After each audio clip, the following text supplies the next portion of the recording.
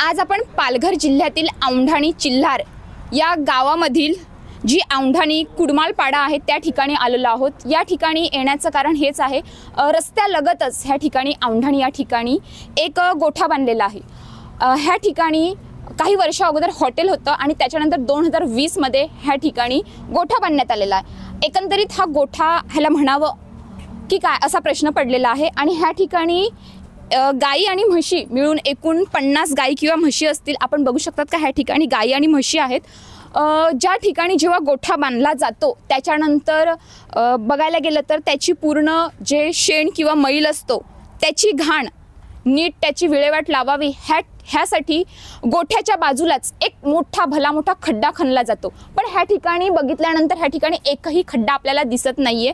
तसंच बघायला गेलं तर ह्या ठिकाणी एवढे ज्या गाई आणि म्हशी आहेत त्यांची निगराणी करण्यासाठी इथे फक्त 2च लोक आहेत। तसंच बघायला गेलं तर ह्या ठिकाणी जी लोक आहेत ती सुद्धा वयस्कर आहेत। मग हे लोक ही इथली घाण कशी काय काढणार आहेत?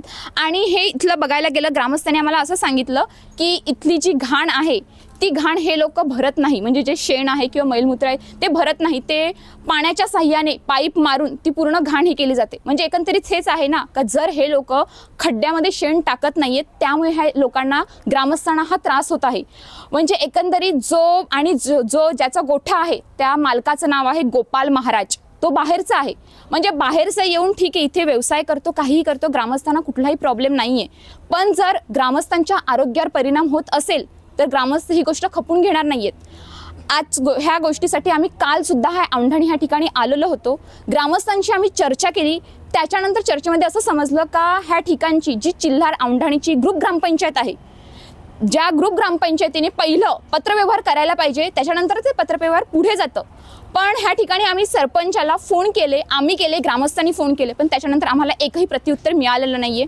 आणि आज आम्ही ह्या बातमीसाठी ह्या ठिकाणी आलेलो परत, पण त्या ठिकाणी आल्यानंतर आम्हाला सुद्धा ग्रामपंचायतीचे सरपंच आहे सदस्य आहेत त्यांचा रिस्पॉन्स चांगला भेटला नाहीये। ते बोलतात केलेलं आहे, मग आम्ही केलेलं आहे तर मी बोलतो कागदोपत्री दाखवा, कागदोपत्री त्यांनी काहीच व्यवहार केलेला नाही। मग ग्रामपंचायतीने केलं तरी काय आहे? ती बोलते का 2020 मध्ये बांधलेलं आहे, तेव्हाची सरपंच, ठीक आहे तेव्हाच्या सरपंचांनी काय केलेलं नाहीये, पण हा आत्ता आरोग्याचा प्रश्न उद्भवलेला आहे, मग तुम्ही 3 वर्षात काय केलेलं आहे? आम्ही सांगितल्यानंतर उडवाउडवीचीच उत्तरं मिळतात ना। मग तुम्ही एक ग्रामपंचायत म्हणून सदस्य आणि सरपंच म्हणून काय करतात? झोपी गेलेले आहेत का? जर एवढा प्रश्न मोठा होत असेल, ग्रामस्थांच्या आरोग्यावर प्रश्न होत असेल, मग तुम्ही काय करता आहेत? ह्या ठिकाणी बाजूलाच बंधारा आहे, त्या ठिकाणी विहीर आहे, तिथे बोरवेल आहे, तेच पाणी पितात तेच, आणि पुढे जाऊन आजार काही उद्भवले मग ह्याला जिम्मेदार कोण आहे? ह्या ठिकाणी जो गोपाल महाराज आहे त्याला फोन केले जातात तो सुद्धा येत नाहीये। म्हणजे त्याचं काम नाहीये का? तो राहतो दुसरीकडे, त्याला त्रास होत नाहीये म्हणून त्याला काहीच नाहीये। तसंच सरपंच सदस्य हे सुद्धा हेच पाणी पितात, मग त्यांना पण त्रास होत नाहीयेत का? असंच वाटत आहे। ह्याची लवकरात लवकर दखल घ्यावी। तसंच ह्या ठिकाणी एक खड्डा नाहीये तो खड्डा खणावा, नाहीतर ग्रामस्थांचा आक्रोश आहे, ग्रामस्थ रस्त्यावर उतरतील। तसेच ग्रामपंचायतीने सांगितलेलं आहे का 2 दिवसात काहीही झालं नाही तर आम्ही हे तोडू। तर आता बघूया ते तोडणार आहेत की नाही, की परत जैसे तेच होणार आहे आणि ग्रामस्थांचा आक्रोश पुन्हा बघायला मिळतो का, हे सुद्धा बघावं लागणार आहे। ग्रामस्थांनी त्यांच्या प्रतिक्रिया दिलेल्या आहेत, सरपंचांनी प्रतिक्रिया दिलेल्या आहेत। तर आता बघूया ह्याच्यावर कायमस्वरूपी तोडगा निघतो का नाही, की हे प्रकरण इथलेच दाबलं जातं का, हा सुद्धा प्रश्न आहे। रस्त्याच्या लगतच गोठा बांधलेला आहे, अनधिकृत गोठा आहे, त्या गोठ्याचा ग्रामस्थांना त्रास होतो। तुम्ही इथले एक नागरिक ग्रामस्थ आहेत, त्याबद्दल काय बोलणार आहेत? त्याबद्दल काय 2 दिवसात जर नाही झाले याच्यावर चर्चा कोणी करायची? 2 दिवसात जर दिलंय तुम्हाला, हा मग जे म्हणजे 2 दिवसात जर ते तोडणार आहेत, नाही तोडलं तर मग त्याला कोण आहे तो? मग तुम्ही काय पुढे करणार? ग्रामस्थ म्हणून काय करणार? जर ग्रामपंचायत बोलते 2 दिवसात तोडणार आहेत, मग तुम्ही काय करणार? नाही तोडलं तर मग आम्ही तोडणार। तुम्ही तोडणार, मग दुसरं काय इलाज नाही, पाणी प्यायचं आम्हाला असतं। आम्हाला कपडे धुवायला जायला लागतं नाल्यामध्ये, ते तिथेच आमची मुलं बालं पण आंघोळ करायला जातात, ते अंगाला खाज सारखे येते आणि ते प्यायला पाणी पण तिथेच आहे, ते पण तिकडे टाकीमध्ये येते, ते आमच्या नळाला तेच येत आहे पाणी, तेच आम्ही पितो। हे गोठ्याचं पाणी? हा तेच येतं तिकडनं, ते आमचे खालते आहे ना मोटर, तेच पाणी आम्हाला तिथे नळाला येते। तुम्ही किती वर्षापासून हे चालू आहे? ते आता 2-3 वर्ष झालेत ना ह्याला, तेच पाणी येतात। लहान मुलं पण तेच पाणी तेच पाणी, तेच पाणी, अन्न शिजवायला पण तेच पाणी, सगळं तेच पाणी, आणि आम्हाला कपडे धुवायला पण तिकडेच जायला लागतं। आणि जर पुढे आजारी झाले तर महाराज येणार आहेत का दवाखान्यात? नाही, ते कुठे येतील? त्रास होता आम्हाला, सगळ्याचा त्रास होतो. अंगाला असं खाजवत, कपडे धुवायचे, कपडे धुवायला कुठे जातात? होतं वैला जातो, या पाणी घाणीचं जातं त्याच्यात आम्ही धुतो. कोयलामध्ये घाणीचं पाणी हा, जातं. या सगळं पाणी त्याच्यात जातं. आणि मग प्यायला पियाला पाणी मोटर मारेल त्याच्यात पण पाणी मुरत, त्या पण बेकार होतं. विहिरीमध्ये ना त्या सगळं लाल पाणी होतं. आणि तेच पाणी पितात. हा तेच पिता. पुढं जा, आम्हाला पाण्याची सोय नाही दुसरी. आम्हाला पाण्याचीच गरज आहे. तर त्याच्यात नळ करताना. येतात की नाही? नळ येत पण त्याच्यातलंच पाणी ना. त्या पण तेच वैलातच पाणी. आहे. तेच हा, पाणी. त्या पण वैलातच आहे. टाकी नाही बांधलेली मी. टाकी बांधले पण त्याच्यातलंच पाणी टाकीत येतं ना. जो गोठ्याचा प्रश्न सुरू आहे, ग्रामस्थांना ज्या गोठ्याच्या पाणी पिल्याने त्रास होतोय, तुम्ही ह्या ग्रामपंचायतीच्या सरपंच आहेत, तुम्ही काय पाठपुरावा केलेला आहे? मी आवढाणी ग्रामपंचायत चिल्हार सरपंच आहे. आम्ही त्यांना नोटीस दिलेली होती. हां, सरपंच हां. तुमच्याकडनं दिलेली होती. हां, आम्ही नोटीस त्यांना दिलेली. हां, त्यांच्याकडनं काय उत्तर आलं? त्यांच्याकडनं काहीच नाही उत्तर. ते बोलतात 2 दिवसाने येतो, 3 दिवसाने येतो, असंच करतात ते. असंच बोलत होते. तुमच्या ग्रामपंचायतीने कोणाकोणाला कागद दिलेली आहेत? ह्यांना दिलेले आणि तलाठीला दिलेला. तलाठीला. हां. आणि हे म्हणजे तुम्ही आल्यानंतर 3 वर्षापासून चालू आहे. चालू आहे. हो. मग तुम्ही अजून फक्त तेवढे स्टॉप झालेले आहेत का वरती? नाही, त्यांनी आताच ना गेल्या वर्षीपासून त्यांनी सांगितलेलं, पण त्यांनी तोंडी देत होते ते. आणि आम्ही त्यांना सांगितलं का अर्ज द्या. अर्ज दिल्यानंतर आम्ही नोटीस वगैरे दिली त्यांना. ग्रामस्थांसारखं पाणी तुम्ही पण पिता? हो, पितो जर ना. आजार वगैरे झाले मग त्याला काय कोण जिम्मेदार? आता तेच असतील ना, गोपाल महाराज. पण एक बघायला त्यांना गेलं तर सांगितलं- पहिलं प्राधान्य ही ग्रामपंचायत असते. ग्रामपंचायत सरपंच, उपसरपंच, सर्व सदस्य. मग तुम्ही सदस्य म्हणून काय करता ते सर्व? तुमची बॉडी म्हणून काय करते 3 वर्षापासून? कारण हे आजचं नाहीये ना. सर बोला, तुम्ही आता बोलत होते का हां. चालू आहे आमचं सगळं काम. मग तुम्ही काय केलेलं आहे 3 नाही, कसं आहे वर्षापर्यंत? माहिती आहे का मॅडम, तुम्हाला एक माहितीसाठी म्हणून सांगतो. आजपर्यंत प्रत्येक गोष्टीत आम्ही बाहेरील सावकार जरी आला ना, आम्ही प्रत्येक वेळेस त्यांच्या विरोधात असतो. हां. परंतु ग्रामस्थांची आणि इथल्या जे पुढारी लोकांची जी मनस्थिती आहे ना, ती अशी असते का ते आमच्या विरोधात असतात का बाबा ह्यांनी पैसे खाल्ले किंवा म्हणून येत नाही. आमचा ह्याला पहिल्यापासून विरोध आहे ह्या गोष्टीला. आणि त्याच्यासाठी आम्ही पाठपुरावा ह्यांनी जेव्हा बोलले काय ना, पाठपुरावा केलेला आहे? मला तर एकही कागद नाहीये. मागचा तो आता ग्रामसेवक इथे नाही, मी माझ्याकडे नाही, पेपर ग्रामसेवक नाही. असं माझं बोलणं झालं. हां. ग्रामसेवक मला बोलले फक्त तलाठीच्या व्यतिरिक्त कोणालाच दिलेलं नाहीये. मग अजून कोणाला? आता ते ग्रामसेवकलाच माहिती असेल का? आता आम्ही जेवढा ग्रामपंचायतच्या हद्दीतला कारभार आहे ना, प्रत्येक गोष्टीची मला माहिती नाही. पण जे पण गोष्टी घडतात ना, तिथं आम्ही ग्रामसभेला जेव्हा जातो तेव्हा ते वाचून दाखवतात का असं असं आपल्याकडे काम आलेले, अशी अमुक आपली पार्टी आलेली जमीन घेण्यासाठी, त्याला काय करणार किंवा ह्या गोष्टीच्या बद्दल तुम्ही जेव्हा ह्यांनी अर्ज दिला तेव्हा पण त्यांना बोललो, तर त्यांनी बोललो का उद्याच्या उद्या आम्ही त्याला नोटीस काढतो. एवढं पण त्यांनी आश्वासन दिलं. आम्ही तिथे बसून लिहू शकत नाही ना मॅडम. प्रत्येक गोष्टीत आम्ही इंटरफेअर नाही करू तुम्ही शकत. बरोबर बोलतात. मी हां. मान्य करते, तुमचं पण मान्य करते, सर्वांचं मान्य करते. पण मला एक बोलायचं आहे, हां. तुमचे सरपंच बोलतात, तुमचे ग्रामसेवक बोलतात आणि सदस्य. बघा, जेव्हा काहीही होतं तेव्हा सदस्य ग्रामसेवक सर्व मिळूनच घेतलं जाते ना. मग तुम्ही पाठपुरावा तुम्ही बोलतात, पण पाठपुरावाचा जी रिटर्न कॉपी आहे ती सुद्धा आलेली नाही. मग कसला पाठपुरावा केला? आता ते कारभार त्यांच्याकडे आहे, पाठपुरावा माझ्याकडे थोडी राहणार आहे त्याची रिटर्न कॉपी. पण कोणाकडेच नाहीये ना हा, मग तुमच्या. आता ग्रामसेवक पण नाही ना इथं मॅडम. आपण काही बोलू शकतो का नाही असं? आणि उद्याला फोनवर मागून घेऊ हा, शकतात. मग सरपंच लावा असताना फोन. लॉक उघडू शकतात. लावा फोन. लावला फोन नाहीये त्यांच्याकडे. ती तेवढीच आहे, ती माझ्याकडे पण आहे. हा, मग तेच ना. आता जे तुम्ही जे बोलताय ना, आता तो समोरचा माणूस आहे तो पण इथे हजर नाही. तो आल्यावरच आपल्यावर तोडगा निघेल. 3 वर्षामध्ये तर झालं असतं. प्रत्येक जण प्रत्येकावर हो, ते ढकलतं. मला प्रत्येक पण वेळेला मान्य आहे. हा बरोबर आहे. प्रत्येक वेळेला ज्या गोष्टी घडतात ना, तेव्हा जो सद्यस्थितीत असतो ना माणूस, त्याच्यावर ठिकरा फोडला जातो. तुम्ही पण त्याच्या एक अगोदर सदस्य सगळे आहे. माफुले तर त्यावर मग बोलत तुम्ही नाही काय कोण. केलेलं आहे? त्यांना नोटीस बजावले. हा. त्यांनी आता जस्ट मी 8व्या महिन्यामध्ये नोटीस बजावली. बजावले त्यांनी, त्याच्यावर त्यांनी काही रिस्पॉन्स दिला नाही. 2 महिने झाले. हा, 2 महिने झाले. त्याला आम्ही वारंवार फोन करत राहतो हा. का बा तुझं काय लोकांना त्रास होतो पाण्याचा, कारण आजारपणाची जिम्मेदारी कोण घेणार? ग्रामपंचायत लेवलला आम्हालाच लोक बोलणार आहेत. बरोबर आहे, सर्व तुम्हालाच बोलणार. मग जेव्हा आम्ही त्याला आता मी जस्ट परत फोन केला होता, आता फोन उचलत नाही. एक फोन उचलला त्यांनी.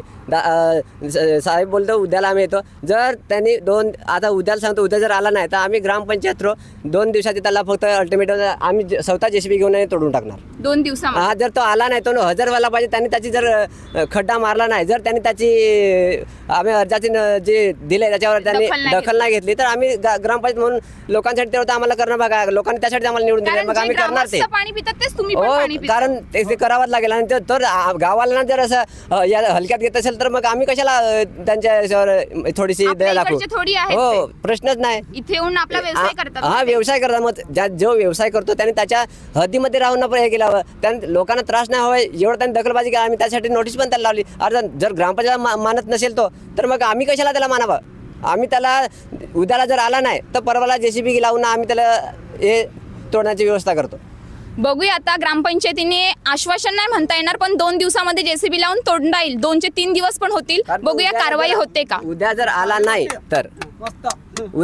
नाही तर कारण समोरच्या माणसाला पण तो त्याचं पण आपण बोलणार.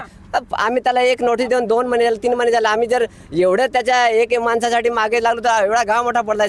सगळीकडे अडचणी आहेत. मग एक माणसासाठी आम्ही काय हे करत बसायचं गावामध्ये लहान मुलं का. मग असतात, प्रश्नच वृद्ध नाही. माणसं असतात, मग सर्वच आता असतात. जर याच्या इथून पाणी जर खराब होत असेल मग ते जर आम्ही सध्या आम्हाला पण थोडी हेच आहे त्याचे. कारण आमच्या गावावाल्यांना जर एवढा प्रश्न मोठा उद्भवला असेल एवढ्या कथे असेल तर ते जरा आम्हाला पण थोडं हेच वाटतं. कारण आम्ही कुठेतरी कमी पडलो असं मी तरी मानतो. कारण जर याच्यावर ॲक्शन नाही घेतली तर मग सदस्यांना मतलब नाही काय. बरोबर.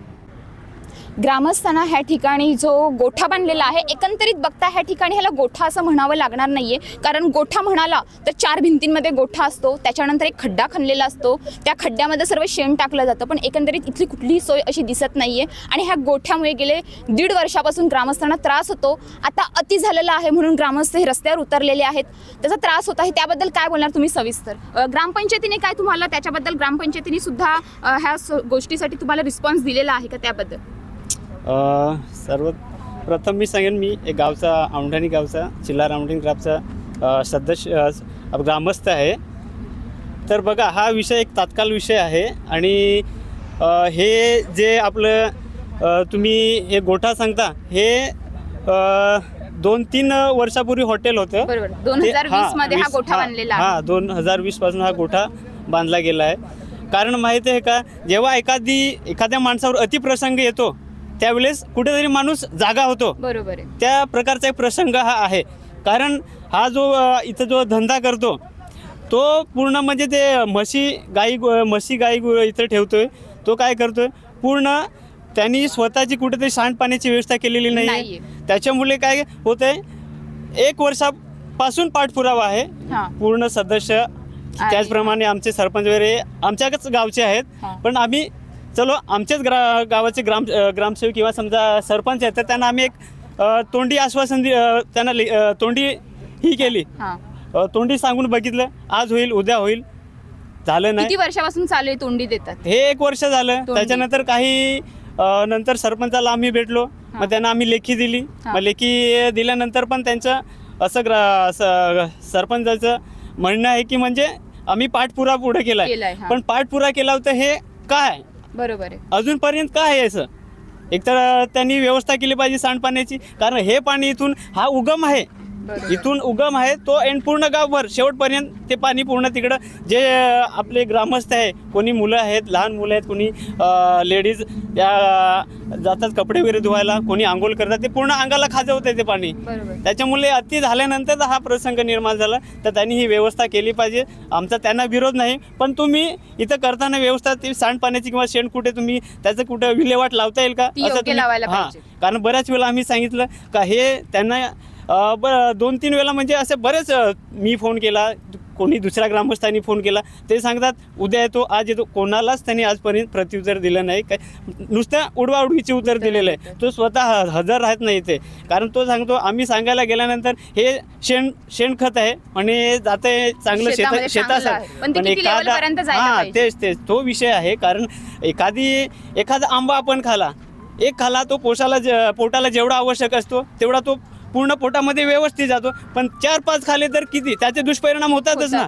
मग त्याच्यामुळे हा तात्काळ बंद केला पाहिजे किंवा त्यांनी व्यवस्था केली पाहिजे, एवढंच माझं म्हणणं आहे. काय बोलणार. ह्या गोठ्याच्याच बाजूला शेती आहे, तसंच बंधारा आहे, तसंच विहिरी आहे, तसंच बोरवेळ आहे. आणि तेच पाणी पूर्ण ते त्यांना जातं, विहिरीमध्ये जातं आणि तेच पाणी तुम्ही सर्व ग्रामस्थ पितात.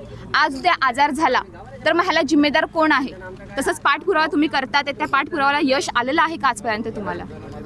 आता सर्वप्रथम मी बोलतो, सर्वात मीडियाचा तुमचा आभार मानतो की तुम्ही इथे आलात आणि आमचा प्रश्न ऐकून तुम्ही घेतला.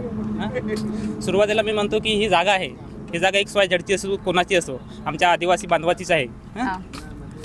आदिवासी बांधवाचीच आहे. नंतर त्यांनी काय केलं काय त्याला माहिती असं. नंतर त्यांनी 2007ला काहीतरी त्यांनी हॉटेल बांधलं. काय बोलतात की हे हॉटेल अनधिकृत आहे. मग अनधिकृत असून पण ह्यांनी गोटा कसा बांधला? बरोबर. गोटा बांधला तर बांधला त्याला 2021ला का 20ला बांधला त्यांनी गोटा. 20 मध्ये गोठा बांधला. 20 मध्ये गोठा बांधला. तिथपासून त्यांनी काहीही सांडपाण्याची व्यवस्था नाही केली. गोठा बांधताना आपण एक आपल्या गावामध्ये किंवा घरामध्ये 2 गायी असतील किंवा 3 गायी असतील तरी त्याच्या आपण शेणकाई बांधतो. हे व्यवस्था आपण करतो असं. पण ह्यांनी तशी सुविधा काहीच नाही केलेली आहे. ह्याच्यामध्ये बघायला गेलं तर गायी आणि म्हशी मिळून 20-30 तरी गायी म्हशी असतील. नाही, जवळजवळ 70 किंवा 50 तरी असतील. 50 आहेत.